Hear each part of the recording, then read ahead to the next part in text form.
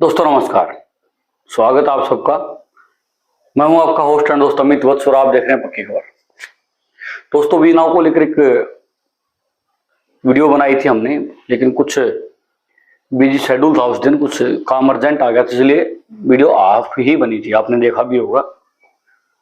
तो आज पूरे मुद्दे पर चर्चा करते हैं, क्योंकि बहुत सारे दोस्तों का कहना कि क्या रहेगा और किस प्रकार की बातें सामने आने वाली हैं। कुछ लोगों का ये भी कहना था कि आप कभी अच्छी बातें बता रहे हो, कभी नेगेटिव बता रहे हो। तो मैं आज बताना चाह रहा हूं कि नेगेटिव लोग किसको कहा जा रहा है और हाई कोर्ट सुप्रीम कोर्ट में जो हो रहा है उसके क्या मायने हैं। लेकिन वीडियो में आगे बढ़ने से पहले आपसे एक छोटी सी रिक्वेस्ट है कि अगर आप पहली बार चैनल पर आए हैं या अपने चैनल को सब्सक्राइब नहीं किया है तो प्लीज चैनल को सब्सक्राइब कर लें और बेल आइकन जरूर दबा लें, ताकि वी नाउ से रिलेटेड नेगेटिव न्यूज आए, पॉजिटिव न्यूज आए, वैसी ही जानकारी जो होगी तो आप तक पहुंचती रहे। जैसा भावार्थ उससे निकलता है, आप किसी अक्सर भी पढ़ोगे ना, कोई चिट्ठी लिखी है तो अगर वो खुशी की चिट्ठी है तो आपका मन खुद ही खुश हो जाएगा और आपका जो बताने का भाव होगा वो पॉजिटिव एनर्जी से युक्त हो जाएगा और सामने वाला भी इसको कैच करेगा कि पॉजिटिव एनर्जी है और अच्छी बातें बोली जा रही हैं। चाहे कोई बहरा हो कोई लोग, लेकिन वो आपके फेस के एक्सप्रेशन से ही समझ जाएंगे कि ये कोई अच्छी बातें बता रहा है। अगर कोई नकारात्मक न्यूज है और आप उसको पढ़ के भी बता रहे हो तो आपकी जो फेस के एक्सप्रेशन है वो बताने लगते हैं, आपका जो शब्दों की जो भाषा है वो अपने आप नेगेटिव हो जाती है। और जैसा कि मैंने बताया कि जो कोई बहरा आदमी हो वो भी आपके शब्दों से समझ जाएगा, जो वो समझ नहीं पा रहा लेकिन आपके मुंह से समझ जाएगा कि जो बातें हैं नेगेटिव बताई जा रही है। तो ऐसा ही पूरे मामले में यहाँ हो रहा है। पहले तो मैं अपडेट्स कर दे देता हूँ, अगर शिवाय के पास नहीं पहुंची है, हालांकि पहुंच चुकी होंगी। तो दोस्तों नेक्स्ट डेट लग चुकी है और डिस्ट्रिक्ट कोर्ट जो आपकी जालंधर में पीएमएलए कोर्ट में जो हियरिंग चल रही है उसके लिए 20 अगस्त की डेट है और उस पर कुछ रिप्लाई के लिए लास्ट डेट दी गई है वी नाउ को भी और ईडी को भी। वी नाउ को तो जो उनको वकालतनामा में पावर ऑफ अटॉर्नी वगैरह देनी थी उसके लिए बोल दिया गया आपको देनी ही देनी है। और अब जो हियरिंग हुई थी 29 जुलाई को, उस हियरिंग में तीनों अक्यूज्ड को भी वहां पेश किया गया था। अक्यूज्ड इसलिए कह रहे हैं क्योंकि जो कोर्ट में जो पूरी प्रोसेसिंग चल रही है उसमें अक्यूज्ड शब्द का ही प्रयोग किया जा रहा है, आरिफ के लिए और आपके सुखी साहब के लिए और डिम्पल मैडम के लिए, तो इसलिए अक्यूज्ड बोल रहे हैं। अक्यूज्ड हैं या नहीं है उसका फैसला कोर्ट करेगा। उसके बाद हियरिंग आपकी हाई कोर्ट में होती है चंडीगढ़ में 5 अगस्त को। कोर्ट ऑर्डर तो अभी इसका आना बाकी है, हालांकि जो जज साहब हैं वो चेंज हुए हैं, नए जज साहब आए हैं, तो इसीलिए जो डेट्स हैं वो आगे बढ़ा दी गई होंगी। जो मेरा मानना है कि क्योंकि अर्जेंट में नहीं था तो ऑर्डिनरी में था, तो ऑर्डिनरी की कई बार क्या होता है जब जज साहब चेंज हो जाते हैं तो एक डेट लग ही जाती है नॉर्मली, क्योंकि जज साहब को भी पढ़ना पड़ता पूरा मैटर क्या, वो नए ही आते हैं उस सिस्टम पे। तो कोर्ट चेंज हुई है और उन्होंने 18 अगस्त की नेक्स्ट डेट रखी गई है जिसमें एक्शन ऑफ मोशन की बात की गई है। मतलब कि जो ईडी है, अभी ये जो यहाँ जो रिस्पोंडेंट है वो ईडी है, क्योंकि साहब के नाम से केस डला है और उन्होंने 24 अप्रैल को जो हियरिंग पीएमएलए कोर्ट में हुई थी, जो आरोप लगाए गए थे, जो चार्जशीट वी नाउ की तरफ से पेश की गई थी 600 पन्नों की, उसके ऊपर यानी उसको पूरा मामले को ही रिजेक्ट करने के लिए ये एप्लीकेशन लगाई है। तो उस पर रिप्लाई मांगा गया है और ईडी को जवाब देने के लिए बुलाया गया है। हालांकि इसका ये मतलब नहीं है कि केस वी नाउ की तरफ झुक गया, अभी तो फैसला करेगा कोर्ट। वी नाउ ने अपनी बातें रखी, अपनी जो टेक्निकल चीजें थी कि गिरफ्तारी का समय गलत बताया जा रहा है और एफआईआर बेस पे काम चल रहा है वो रिजेक्टेड हो चुके, कुछ इस प्रकार के पॉइंट्स निकाले गए। हालांकि मैं नहीं कह रहा कि जो मैं बता रहा हूँ यही पॉइंट्स है, कुछ और पॉइंट भी उसमें है, बहुत बड़ा मैटर है, पढ़ने की जरूरत है आपको। तो कुछ टेक्निकल हैं, जैसे कि गिरफ्तार नेपाल से किया गया, दिल्ली क्यों दिखाया गया, नोएडा में फायर हुई, नोएडा में कंपनी बेस्ड है तो जलंधर ईडी क्यों जांच कर रही है, जलंधर क्यों लेके आया गया अगर दिल्ली गिरफ्तार किया गया तो बहुत सारे मैटर्स में जिसपे उन्होंने सवाल उठाए हैं। तो उस पर ईडी को जवाब देना कि ईडी का क्या कहना है। अगर ईडी का जवाब सेटिस्फेक्शन भरा रहता है तो हो सकता है नेक्स्ट डेट मिल जाए, वरना कोर्ट चाहे तो उस मामले को रिजेक्ट हो सकती है, कर सकती है। ये बात मैं बता रहा हूं, उससे पहले मैं क्लियर कर देता हूं कि अभी पूरा मैटर कोर्ट के अंडर है, और ये जो एग्जांपल रखे जा रहे हैं वो इसलिए रखे जा रहे हैं क्योंकि ऐसे कुछ मामलों में सुप्रीम कोर्ट ने ईडी के केसों को उड़ाया है, खत्म किया है। तो यहां भी ये हो सकता है, लेकिन होगा या नहीं होगा ये फैसला माननीय कोर्ट करेगा, हम खाली आपको इन्फॉर्मेशन बता रहे हैं। इसके अलावा दोस्तों सुप्रीम कोर्ट में भी हियरिंग चली रही है, उस पर भी नेक्स्ट डेट आ गई है, उसको अपडेट कर देंगे कि क्या नेक्स्ट डेट है। सुप्रीम कोर्ट में जो पूरा मैटर चल रहा है वो आप सब जानते हैं कि जो गैजेट्स जब्त किए थे ईडी ने उनका कॉपी नहीं करना है और इस प्रकार के वापस लेने के लिए वो पूरा मैटर चला हुआ है।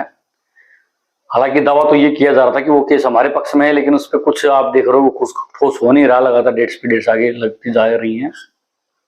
आप देखने वाली बात है कि क्या हाई कोर्ट के फैसले के बाद उस पर भी कुछ फैसला आता है या उस पर भी जो तारीख पे तारीख मिलती जा रही है वो आगे बढ़ती रहेंगी।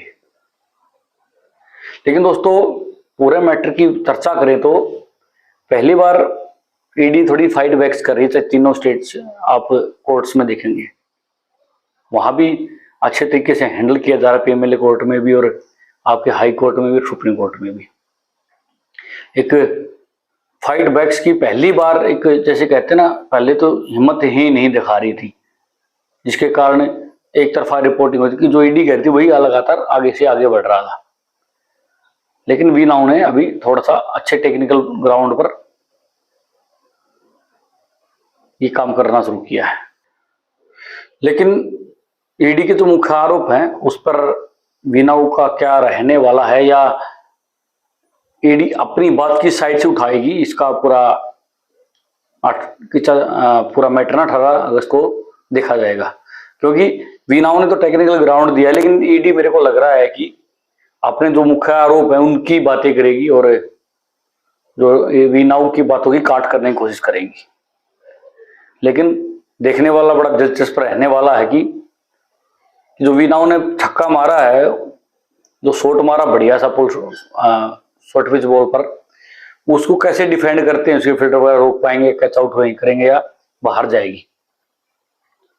तो कुल मिलाकर बड़ा इंटरेस्टिंग रहने वाला है 18 अगस्त का। उसके बाद 20 अगस्त को जो हियरिंग है, दोनों बड़ी इंटरेस्टेड है और बड़ी अहम रहने वाली हैं और यहीं से आपका फ्यूचर तय होने वाला है। इसके बाद बहुत सारे दोस्त कहते हैं कि नेगेटिव न्यूज़ क्या होती है। देखो दोस्तों, जब भी हम कोई कंपनी है वो कोई वादा करती है, मैं वी नाउ की बात नहीं कर रहा पर्टिकुलर, बहुत सारी कंपनियां आजकल मार्केट में चल रही हैं और कई कंपनियों ने लोगों का पैसा नहीं लौटाया है वापस। हालांकि वी नाउ के बारे में ये कहा जा रहा है कि अभी तक मार्केट में और फाइट बैक कर रही है, तो अच्छी बात है कि मालिक की जेल में है और रेंट की बातें भी की जा रही है। और वी नाउ तो कहती है कि भी पहले कहती थी, अभी तो ऐसे कोई ऑफिशियली बयान नहीं है, कोई कहेगा वीडियो दिखाओ, लेकिन पहले मार्केट अगर सोशल मीडिया पे देखोगे तो इस प्रकार की बातें कही जा रही थी कि सुक्की साहब ने बयान दिया है कि विद इंटरेस्ट पैसा दे देंगे, प्लान बी सी तैयार है। हालांकि वो आए नहीं कभी, लेकिन अब भी अगर वी नाउ कारनामा करने में कामयाब रहती है तो ये भी अपने आप में एक इतिहास होगा। और हमारे यहाँ कहावत भी है कि सुबह का भूला शाम को घर आए तो उसको भूला नहीं कहते हैं। कोई नहीं, फरवरी मार्च में भी प्लान नहीं आया तो अगर सितंबर में भी आ जाता है तो भी कोई नुकसान नहीं है, क्योंकि एटलीस्ट जो इन्वेस्टर्स हैं, जो हमारे दर्शक हैं, उनको चाहिए तो उनका पैसा ही, ये बड़ी मेहनत की कमाई है। तो कुल मिलाकर इशू बड़ा इंटरेस्टेड रहने वाला है और समय के साथ क्या रहता है वो आगे बढ़ता रहेगा। नेगेटिव न्यूज की बातें कर रहे थे तो कई बार क्या होता है कि किसी कंपनी के ऊपर सवाल उठाया जाता है ना, जैसे कि उसने कोई वादा किया और वो प्रॉमिस नहीं कर पाते और समय पर पैसा नहीं देते, उसके बाद एक डेट देते फिर उसके बाद पैसा नहीं देते हैं, तो अगर कोई भी क्वेश्चन उठाता है खासकर यूट्यूबर, तो एक ऐसी जमात होती है हर कंपनी में, चाहे तो उन्होंने मोटा पैसा कमाया वहां से, कि वो उनको गरियाने लगती है कि तुम तो नेगेटिविटी फैलाते रहते हो, तो लेकिन वो मूल कारण पे नहीं जाते हैं कि जो ये बातें आ रही हैं उसका कारण क्या है। बीनाऊ के बारे में कुछ बातें आई मार्केट में, तो उसका कारण क्या था? वो उसका कारण तो यही तो था कि बीनाऊ जो सोशल मीडिया पे बता रहे थे कि हमारे 3 डाटा सेंटर से, वो नहीं कोई नहीं कोर्ट के सामने पेश किया उन्होंने, या जो बता रही थी कि हमारे पास प्लान बी तैयार है और हम उस दूसरे अकाउंट से पैसा लेके तीसरे अकाउंट के माध्यम से लोगों का रेंट देंगे, वो नहीं हो पाया, तभी तो लोगों के सवाल उठे। तो मुख्यतः कंपनी पे से क्वेश्चन पूछने के बजाय लोगों को कह रहे हैं कि आप चुप रहिए, तो ऐसा नहीं होता दोस्तों। बहुत सारे लोग हैं जिनको बहुत सारी उम्मीदें रहती हैं और उनको अगर उस उम्मीद के हिसाब से पैसा नहीं मिलता है तो बहुत सारी परेशानी का सामना करना पड़ता है, क्योंकि हर आदमी नेटवर्क करना ही है। बहुत सारे आम आदमी हमारी तरह बोले वाले लोग, सिंपल जीवन जीने वाले हैं, इज्जत से रहने वाले आदमी हैं, वो प्लान मान के, जो अपडेट्स आती है कंपनी तरफ से, उनको मान के वो अपने किसी यार दोस्त को जिसके उसने पैसे लगवाए हैं उसको बता देता है कि टेंशन मत ले भाई, अगले महीने पैसा आ जाएगा। लेकिन वो अगले महीने पैसा नहीं आता तो सामने वाला बंदा पूछता है यार कि अगले महीने पैसा नहीं आया है, तो वो कहता है 10 दिन बाद आ जाएगा। तो ऐसे उसकी जबान खराब होती है, उसकी इज्जत भी खराब होती है। तो फिर वो आदमी अगर कल को क्वेश्चन करता है, सवाल उठाता है, तो उसको कहता है कि तू नेगेटिव आदमी है। भाई वो नेगेटिविटी आ क्यों रही है? या तो आप पहले ही क्लियर कर दो भाई समय आएगा, जब तक केस नहीं खत्म होता तब तक आप प्लीज किसी को समय ना दें, और पहले ही दोस्तों को बोल दें कि हम तो सही हैं, ईडी जो कर रही है वो गलत है और जल्दी ही इसका निपटारा होगा। साल में 2 साल में केस चल रहा है और भारतीय व्यवस्था में आप समझते हो कि समय कितना लग जाता है कई बार, तो आपको वेट करना है और जैसे ही समाधान होता है आपका जो पैसा आना है वो विद इंटरेस्ट आ जाएगा। इतने शब्द बोलने से ही जो निवेशक हैं या जो साथी कार्यकर्ता थे जो काम कर रहे थे, उनके लिए उनका मनोबल बढ़ता है और वो अपनी टीम को हैंडल कर सकते हैं। और यहीं से जो negative so called negative news वो पॉजिटिव न्यूज में बदल जाती है। अगर कोई नकारात्मकता फैलाता है भी यूट्यूब पे, तो उसका चैनल कौन देखने आएगा? कोई नहीं देखेगा। तो कुल मिलाकर ये बात है कि कंपनी के प्रति वफादार होना जरूरी है, लेकिन अंधभगत होना बिल्कुल बेवकूफ़ी है।